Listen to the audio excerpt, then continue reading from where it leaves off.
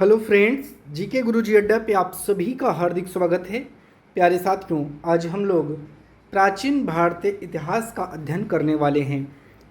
प्राचीन भारतीय इतिहास आपके हर एग्ज़ाम में 2 से 3 क्वेश्चन जरूर आते हैं।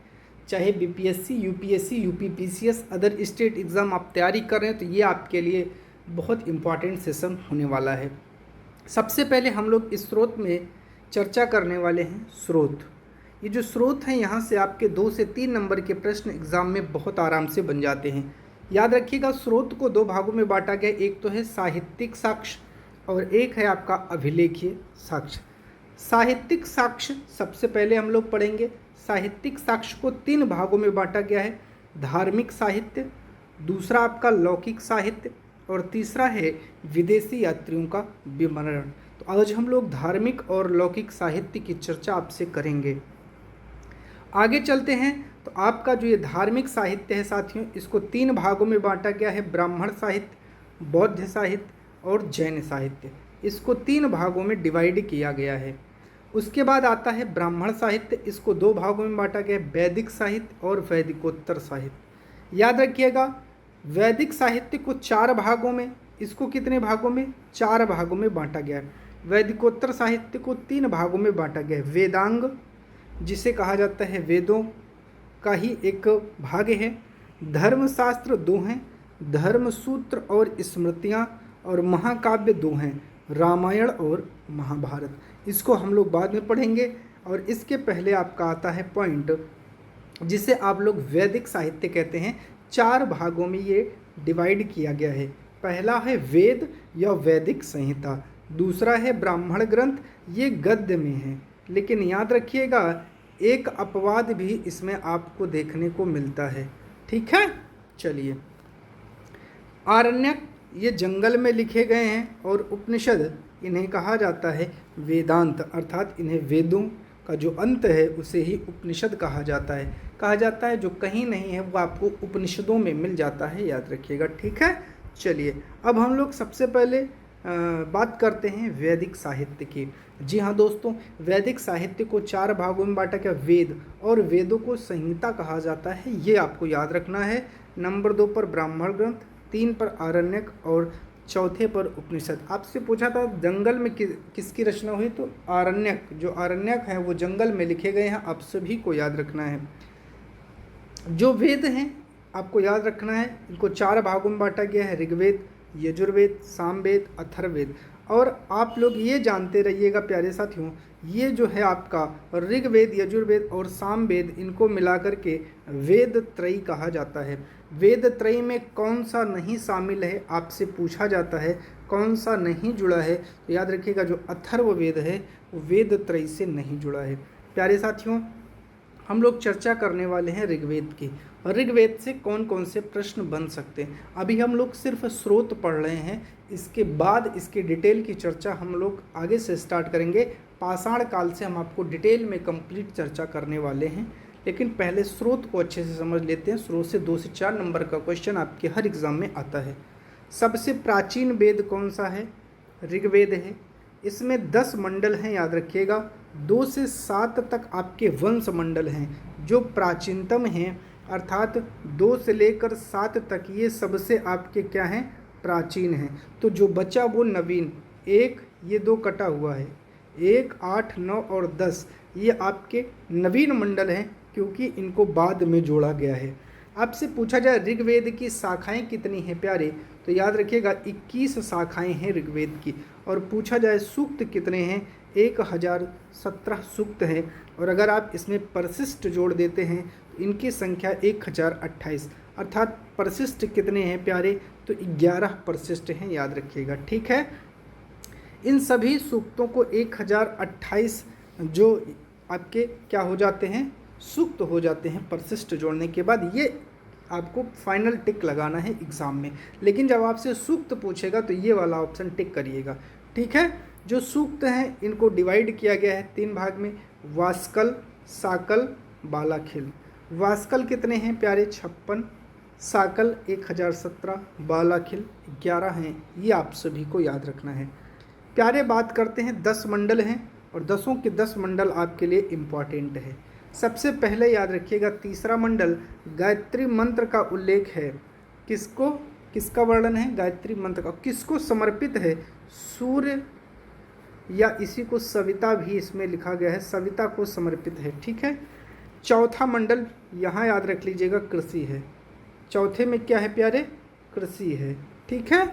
चलिए, उसके बाद सातवां मंडल दास राग युद्ध है। आठवां मंडल महिलाएं हैं। ठीक है। और नौवां मंडल सोम रस है। और 10वें मंडल में 4 वरुणों का उल्लेख है, जिनका जन्म आप लोग जानते हैं ब्रह्मा के मुख से, ठीक है, पैर से, इन सभी से स्थानों से हुआ। ये आपको याद रखना। अभी आगे सारी डिटेल से चर्चा हम लोग करने वाले हैं। जो आपका 10वां मंडल है, इसमें कुछ चीज़ें बहुत इंपॉर्टेंट है। एक तो आपका पुरुष सूक्त है, जो 4 वर्ण हैं। किस सूक्त में उसका वर्णन है? तो 10वें मंडल का, मंडल 10वां है, उसका जो पुरुष सूक्त है 4 वर्णों का, ब्राह्मण, क्षत्रिय, वैश्य, शूद्र, इनका वर्णन है। उसी में एक ऑप्शन है, मतलब एक पार्ट है नासदीय सूक्त, जहाँ पहली बार निर्गुण ब्रह्म या एकेश्वरवाद की संकल्पना की गई। आपसे कई बार एग्जाम में पूछा जाता है एकेश्वरवाद या निर्गुण ब्रह्म की उपासना पहली बार कहाँ देखने को मिलती है? नासदीय सूत्र में। इसी में आपका सूर्य सूक्त है और नदी सूक्त है। नदी सूक्त में आपसे पूछता है कितनी नदियों का वर्णन है? 19। ऋग्वेद में कितनी नदियों का वर्णन है? 25। और कुल वैदिक साहित्य में 31 का वर्णन है। और एक छोटा सा मैंने यहाँ डायग्राम बना दिया है, इस डायग्राम को आप लोग जरूर याद कर लीजिएगा, ये आपको बहुत आसानी से याद हो जाएगा। तो सूक्त में 19 है, ऋग्वेद में 25 है, वैदिक साहित्य में 31 नदियों का वर्णन किया गया है। ठीक है प्यारे। चलिए, अब ऋग्वेद है तो इसका कोई ना कोई ब्राह्मण ग्रंथ होगा, तो इसके ब्राह्मण ग्रंथ की ट्रिक है 1। ये क्या है प्यारे? यह है ट्रिक 1, अर्थात ए से ऐत्रेय और का से कौशिक की 2 ब्राह्मण ग्रंथ हैं, पूछे जाते हैं। ऐत्रेय के बारे में हमको पढ़ना है, यहाँ से प्रश्न बनते हैं। ठीक है। चलिए, सबसे पहले ऐत्रेय में क्या मिलेगा? राज्याभिषेक का नियम आपको मिलेगा। राज्य और राजा के उत्पत्ति का सिद्धांत, ये भी आपको यहीं से मिलता है। चारों क्षेत्रों में शासनरत राजाओं का वर्णन आपको मिलेगा, चारों क्षेत्रों में। इसकी ट्रिक है न्यूज़ ऑब्लिक विशेषज्ञ। ठीक है, यहाँ हमने बनाया है, ये चारों क्षेत्रों में शासनरत राजा हैं। बीच में आपको राजा मिलता था, ईस्ट में सम्राट, नॉर्थ में विराट, वेस्ट में स्वराट, दक्षिण में भोज, और चारों तरफ आपका एक राट होता था। इसकी ट्रिक है न्यूज ऑब्लिक विशेषज्ञ, याद कर लीजिएगा। ठीक है। चलिए, यहाँ से कुछ और चीज़ें इंपॉर्टेंट बनती हैं, जैसे जो पुत्री है उसको दुख का कारण माना गया, तो ऐसे याद रख लीजिएगा, जो पुत्री है उसके होने से लोग दुखी हो जाते थे। पत्नी को मित्र कहा गया है। जर जोरू जमीन के लिए संघर्ष होता था, तो ये सब कहाँ है? ऋग्वेद के ऐत्रेय ब्राह्मण ग्रंथ में देखने को मिलता है। समुद्र का सर्वप्रथम वर्णन यहीं पर है। सुनह और सेब की कथा का वर्णन सर्वप्रथम यहीं पर है, याद रखिएगा प्यारे। ठीक है। चलिए, राजा के लिए विस्मत्ता और धर्मस्य गोपा, अर्थात वैश्यों का शोषण करने वाला, और धर्मस्य गोपा धर्म का रक्षक कहा गया है। ऋग्वेद में आरण्यक कितने हैं? तो ऐत्रेय और कौशिक की, याद रखिएगा। उपनिषद भी ऐत्रेय और कौशिक की ही हैं, ये आप सभी को याद रखना है प्यारे। ठीक है। चलिए, चलते हैं सामवेद पर। गीता में कृष्ण ने कहा, मैं वेदों में सामवेद हूँ, कई बार पूछा जाता है। संगीत का प्राचीनतम ग्रंथ है सामवेद। ऋग्वेद, जो ऋग्वेद है उस पर आधारित वेद है। क्यों है? क्योंकि इसमें बिना रिपीट के कुल 1549 मंत्र हैं, लेकिन कुल मंत्र कितने हैं? 1869, जिसमें जो 1549 हैं ये सामवेद, जो सामवेद है इसके जो 1549 मंत्र हैं, इसमें से याद रखिएगा 1474 मंत्र ऋग्वेद से लिया गया है, और इसके मूल रूप से केवल 75 मंत्र ही हैं, और इसमें 270 मंत्र रिपीट हैं, ये भी आपको याद रखना है। इसकी शाखाएं पूछी जाती है, तो इसकी ट्रिक है ये, राणा को संगीत जम गया, राणायनी, कौथुम और जैमिनी, इसकी शाखाएं हैं, याद रखिएगा। सामवेद का ब्राह्मण ग्रंथ भी है। पंचविश तांड्य या षड्विश भी इसी का नाम है, याद रखिएगा। इसमें 25 अध्याय हैं, इसे अद्भुत ब्राह्मण भी कहा जाता है। अगला है जैमिनीय ब्राह्मण। कौन सा है? जैमिनीय ब्राह्मण। और इसके दो आरण्यक हैं, जैमिनीय और छांदोग्य। कौन से हैं? जैमिनीय और छांदोग्य। यजुर्वेद पर आते हैं, जिसे यज्ञ वेद कहा जाता है, कर्म का वेद है, गद्य एवं पद्य दोनों में है। अब इसके दो हिस्से हैं, एक तो शुक्ल यजुर्वेद, इसे शुद्ध वेद कहा जाता है क्योंकि ये पद्य में है, और ये कृष्ण यजुर्वेद अशुद्ध वेद है क्योंकि ये गद्य और पद्य दोनों में है। ठीक है, चलिए आगे बात करते हैं। शुक्ल यजुर्वेद को वाजसनेयी संहिता भी कहा जाता है, याद रखिएगा।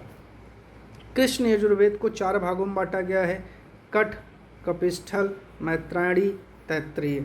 शुक्ल यजुर्वेद को 2 भागों में बांटा गया है, कण्व और मध्यंदनी, याद रखिएगा प्यारे। ठीक है, ब्राह्मण ग्रंथों की बात करें तो शतपथ ब्राह्मण शुक्ल यजुर्वेद का है, ये याद रखना है कॉन्सेप्ट। ठीक है, शुक्ल यजुर्वेद का क्या है? शतपथ ब्राह्मण। और कृष्ण यजुर्वेद का क्या है? तैत्तिरीय ब्राह्मण। शतपथ ब्राह्मण को लघु वेद और ऐतिहासिक वेद भी कहा जाता है प्यारे, याद रखिएगा। चलिए, शतपथ ब्राह्मण लघु वेद है, प्राचीनतम ब्राह्मण ग्रंथ है, सबसे बड़ा ब्राह्मण ग्रंथ है। आर्यों का विस्तार उत्तर वैदिक काल में जानकारी मिलती है। राजा विदेथ माधव अपने पुरोहित गौतम राहुगढ़ के साथ मुंह में अग्नि लेकर चले और सरस्वती के मुहाने से अग्नि गिर गई और जलाते हुए गंडक नदी बिहार तक पहुंच गई। ये आपको क्षेत्र विस्तार के बारे में याद रखना है। यहाँ से और भी बहुत चीज़ें आपके लिए इम्पॉर्टेंट है। जल प्लावन की कथा, भरत और दुष्यंत की कथा, पुनर्जन्म का वर्णन, पत्नी को अर्धांगिनी, ये कई बार पूछा जाता है। पत्नी को मित्र, ऐतरेय, ऐतरेय में मित्र कहा गया है, और शतपथ में अर्धांगिनी कहा गया है। बलि धार्मिक कर था और भाग भू राजस्व कर था, कई बार पूछा गया है। बलि कौन सा कर था? धार्मिक, और भाग भू राजस्व कर था। कृषि संबंधी क्रियाएं होती थी, उर्वरा और प्रवर्सी का उल्लेख है। आरण्यक इसका कोई नहीं है, अगर कहीं इसका कोई बहुत इम्पॉर्टेंट भी नहीं है। उपनिषद की बात करते हैं, बृहदारण्यक उपनिषद, इसमें याज्ञवल्क्य एवं गार्गी के बीच का संवाद है। याज्ञवल्क्य कहते हैं, गार्गी तुम ज़्यादा ना बोलो, नहीं तुम्हारा सर फोड़ दूंगा। याज्ञवल्क्य को 2 पत्नी थी, एक था मैत्रेयी और दूसरी थी कात्यायनी। ईश्वर या ब्रह्म को नेति के रूप में व्याख्या की गई, ये कई बार एग्जाम में आया हुआ प्रश्न है, कहाँ मिलता है। चलिए, तैत्तिरीय उपनिषद, सदा सत्य बोलो, खूब अन्न उपजो, अतिथि देवो भव, ये सभी उसी के उपनिषद हैं, याद रखिएगा। कठ उपनिषद यम एवं नचिकेता के संवाद का वर्णन है। आत्मा के विषय में जानकारी है। आत्मा का जन्म नहीं होता है और मृत्यु नहीं होती है। उठो जागो, जब तक लक्ष्य न मिल जाए संघर्ष करते रहो। कठ उपनिषद का ही भाग है, इसको इसी कठ उपनिषद से ही ग्रहण किया था स्वामी विवेकानंद ने। श्वेताश्वर उपनिषद नवधा भक्ति, मैत्रायणी उपनिषद स्त्री की तुलना जुआ और पासा, अब ये पूछता है, याद रखिएगा। निराशावाद का उल्लेख है। ईशोपनिषद निष्काम कर्म का पहली बार वर्णन यहीं पर देखने को मिलता है। ठीक है, चलिए। सूक्त, एक सूक्त में कई मंत्र होते हैं। ठीक है। अथर्ववेद वेद त्रय में शामिल नहीं है। उपनाम, सबसे लोकप्रिय वेद, सर्वश्रेष्ठ वेद ब्रह्म वेद है। सूक्त 731, मंत्र 6000 हैं। प्रथम दृष्टा अथर्वा ऋषि हैं। राजा परीक्षित का पहली बार उल्लेख यहीं मिलता है। मृत्यु लेख का देवता, संगीत का नायक, विश्वजनीन देवता। अंग और मगध का उल्लेख पहली बार यहीं पर मिलता है। इतिहास शब्द का पहली बार वर्णन यहीं मिलता है। अयोध्या का पहली बार वर्णन, राष्ट्र की महिमा, जादू टोना, ताबीज, भूत प्रेत, विवाह, जनता द्वारा राजा के चुनाव का सर्वप्रथम वर्णन यहीं मिलता है। स्वर्ग शब्द का उल्लेख है। आरण्य ग्रंथ नहीं है, ब्राह्मण है, गोपथ। उपनिषद याद रखना है, मुंडकोपनिषद, मांडुक्य उपनिषद और प्रश्नोपनिषद। 3 उपनिषद इंपॉर्टेंट है। मुंडकोपनिषद या मुंडक उपनिषद परा और अपरा विद्या, यज्ञ को एक टूटी नौका बताया गया है, और सत्यमेव जयते, याद रखिएगा। आगे चलते हैं। मांडुक्य उपनिषद सबसे छोटा उपनिषद, सृष्टि की उत्पत्ति ब्रह्मा से हुई है, और प्रश्नोपनिषद ऋषि पिपलाद और 6 ऋषियों के बीच का वार्तालाप है। ठीक है, चलिए। वैदिकोत्तर साहित्य में वेदांग, धर्मशास्त्र में धर्मसूत्र, स्मृतियाँ, सूत्र साहित्य और महाकाव्य आते हैं। ठीक है, चलिए।